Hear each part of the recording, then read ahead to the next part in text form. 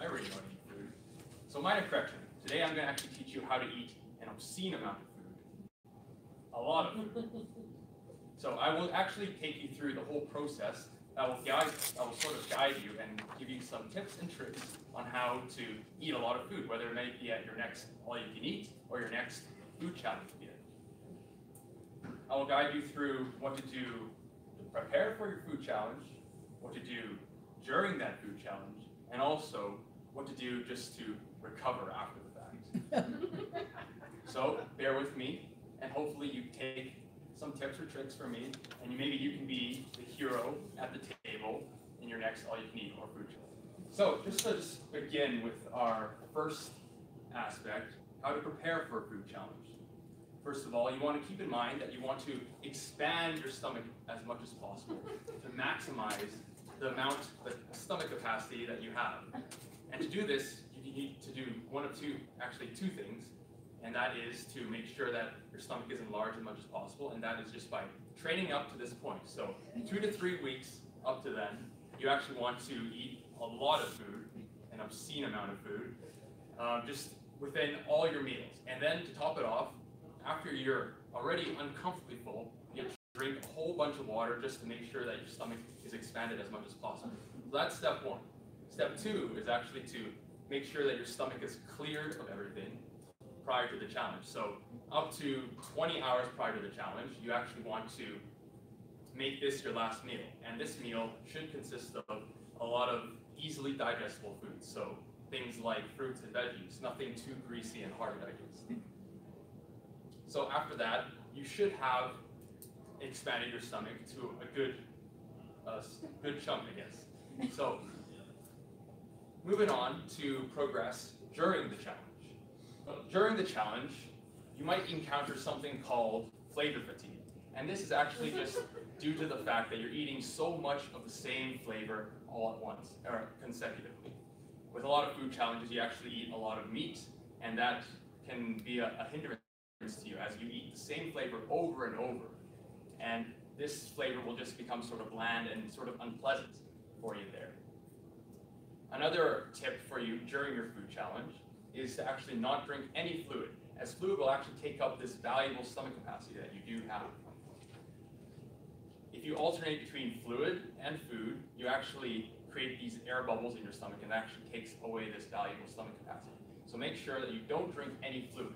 However, you can drink some soda water or some pop near the end of the challenge if you seemingly cannot complete your challenge. Then this should typically only happen when you're 80 to 90% full, as to just burp up some extra space in your stomach. So we'll move on to some tips to recover after the fact. So you're done your food challenge, whether successfully or not so successful. But you are actually feeling pretty uncomfortably full at this point. However, it's important to take a couple of these recovery tips to make sure that you properly digest all your food. The first will be stay hydrated, and that is just to take small sips of water to make sure that you are hydrated. You don't want to be chugging water at this point because you are actually pretty uncomfortably full. I would take it if you actually tried hard enough. And also, it's just another tip is to just rest up, to recover. Food coma is taken to a very literal meaning at this point, as you actually will not be able to move as you are so uncomfortable. I do remember this one time I actually completed and I could not smell or just look at any food. It just seemed like the Wendy's, the KFC's, the fast food restaurants were just everywhere. They were ubiquitous in that sense. And I just could not stand the smell. So afterwards, I just wanted to you want to keep everything kind of neutral and just rest up, make sure that everything's good and digested. So in conclusion, food challenges can be wonderful. They can be I guess I was very proud of the fact that I accomplished my food challenge. And that is to say, one food challenge that I actually completed was in this past year. This was actually at Uncle Mo's Donair. It was in, I think, the intersection of McKnight and Edmonton Trail, where you can find this little Donair shop. And it was a 3-pound Donair. I have one of these pictures. I actually hold it kind of like a baby. And it was just this massive thing. And I wasn't expecting to finish it, but I actually finished it within 40 minutes. And that was the time that you had to do to actually get the donair from free. And apparently I have a picture on the wall there somewhere. So they tell me. But I have yet to check it out because I haven't been there since. But I wouldn't have been able to finish this challenge had I not followed all these tips and tricks. So just to summarize, prior to your challenge, make sure you're good and prepared. Make sure that your stomach capacity is expanded and maximized. Engineering term I'd like to use, optimized. So make sure that you eat enough preparation meals to expand your stomach, and make sure that you drink plenty of fluids to make sure that it is expanded.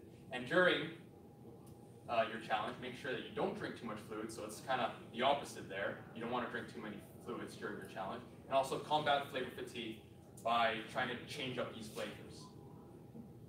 And then post-challenge, make sure that you recover by staying hydrated and also resting up.